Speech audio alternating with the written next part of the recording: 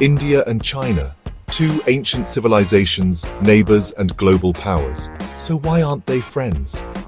Kanti Bajpai's book digs into this exact question.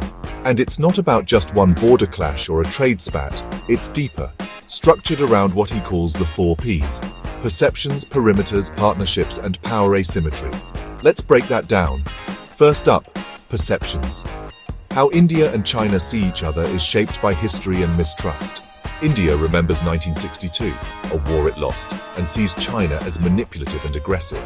China views India as noisy, chaotic, and overconfident. These aren't just opinions, they're baked into policy, media, and public sentiment. And when perception becomes policy, diplomacy gets tricky. Next, perimeters, the border.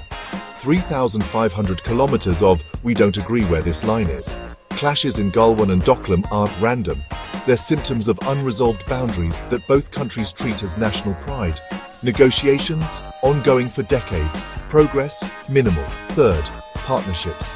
India's teaming up with the US, Japan, Australia, cue the Quad. China sees this as containment. Meanwhile, China cozies up to Pakistan and builds roads through contested territory. These alliances signal to each side, "You're not my partner, you're my problem." And finally, power asymmetry. Economically, militarily, diplomatically, China's ahead. This gap shapes everything. China negotiates from a place of strength. India often plays defense. That imbalance, it feeds insecurity on one side and confidence on the other.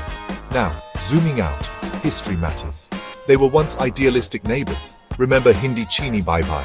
But after the 1962 war, that brotherhood collapsed. Since then, it's been decades of cautious talks, occasional cooperation, but mostly friction. Even soft power plays a role. China builds Confucius institutes and global infrastructure.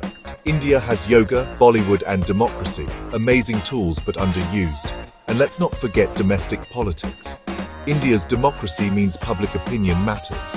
In China, the Communist Party uses nationalism to rally support. Both sides end up pushing harder, not talking softer. What about Tibet?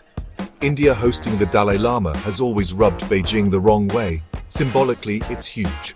Politically, it's a landmine. So, can India and China ever be friends? Bajpai says it's unlikely.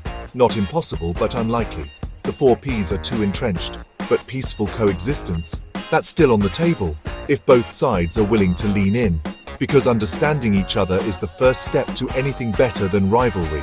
And that begins, not in war rooms, but in books, conversations, and yes, even videos like this. Thanks for watching, @TheInsightful Topic.